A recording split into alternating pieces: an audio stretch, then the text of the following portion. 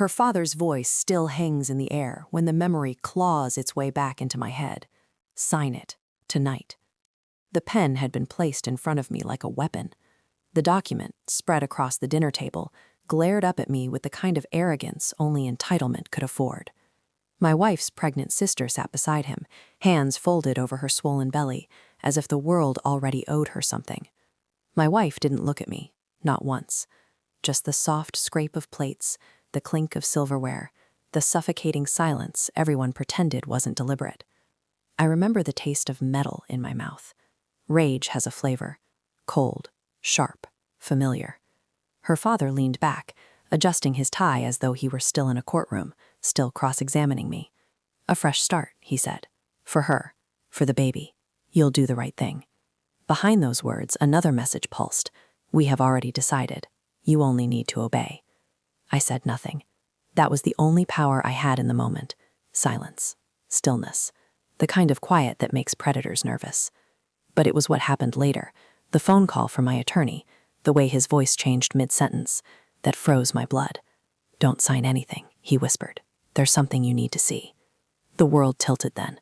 Everything I believed about my marriage, about her family, about her, it all shifted and began to crack. The betrayal didn't start with the document. It started with the way my wife avoided my eyes in the car after dinner, her fingers tapping some frantic rhythm on her phone. She kept biting her lip. She always did that when she was hiding something. I watched her reflection in the window, watched her messages glow against her face, saw her smirk. My name wasn't the one lighting up her screen. The silence between us stretched until it felt like another person sitting in the back seat, breathing down my neck. I told myself I was imagining it, that stress was making me paranoid. But denial is a soft blanket. It covers the truth just enough to keep you warm. It never lasts. The next morning, she left early to check on her sister. She smelled different. Someone else's cologne clinging faintly to her jacket. And the way she hugged herself before walking out, it wasn't guilt. It was fear. Not of losing me, of being caught. The emotional betrayal didn't break me, not yet. It simply sat inside me like a nail waiting for pressure. Something was wrong with the penthouse. Something was wrong with her family's sudden interest in it. Something was wrong with the way her father looked at me like a chess piece already trapped. And somewhere beneath it all, I felt it. A truth they were desperate to hide. I started small. Phone records, bank logs, mortgage statements.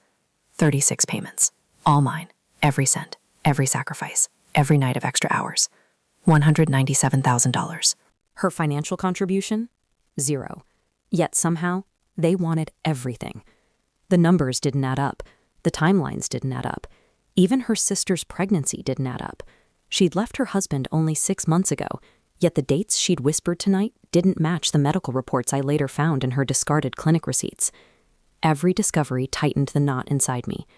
I acted normal at home, made breakfast, asked about her day, pretended to sleep while she stepped into the hallway to take calls she thought I couldn't hear.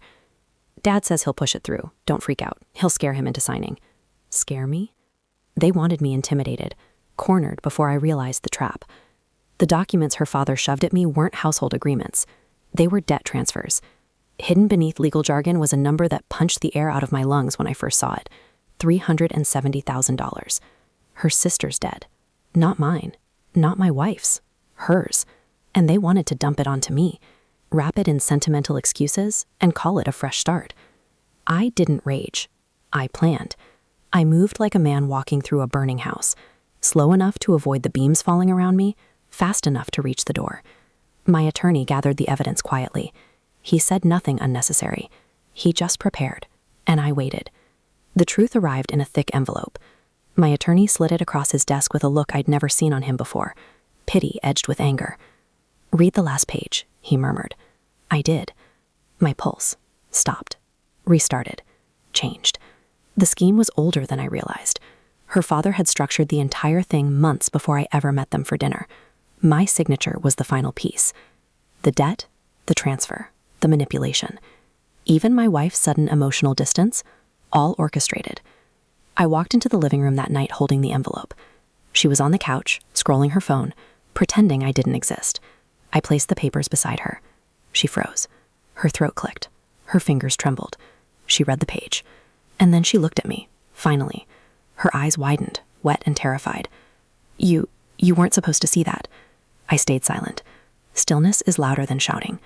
Her father called an hour later. I answered on speaker. "We need your signature by tomorrow," he said. "Don't make this complicated." I placed the envelope down, flipped to the page stamped with his signature, proof of the scheme. "I already sent everything to my attorney," I said calmly. Silence. Then a sharp inhale. Then another voice. His attorney. Panicked, stuttering. Where did you get that? This isn't... My wife sank onto the floor. Her father started shouting. Her sister started crying in the background. Their lawyer? He went pale. I could hear it in his breathing. The moment he realized he was implicated in a fraud charge. I ended the call mid-sentence. Power doesn't need a dramatic exit. I packed quietly. No yelling, no accusations. Just a slow removal of myself from the life they tried to trap me in. My wife followed me to the door, shaking, apologizing, reaching for forgiveness she had never offered me. I didn't give it. Some betrayals don't deserve closure. They deserve distance. I walked out, feeling the weight fall from my shoulders. By the time the elevator doors closed, my pulse was steady, clear, cold. The last thing I saw was her face crumpling behind the glass. The last thing I felt was freedom rising in my chest. Some truths break you. This one rebuilt me, and I didn't look back.